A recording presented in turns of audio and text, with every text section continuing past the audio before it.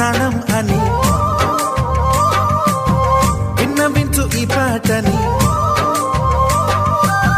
నువ్వు నా ప్రాణమని విన్నవించు ఈ పాటని. ఎక్కడో దూరానున్నా చుక్కలే విన్నా గాని కదిలించలేదా కాస్త కూడా నీ మనసుని.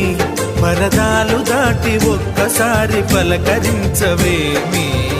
అందరినీ ఇలా వెంటపడి అడగాల సరదాగా నువ్వే ఎదురైతే సరిపోదా. నిద్రపోతున్న రాత్రి నడిగా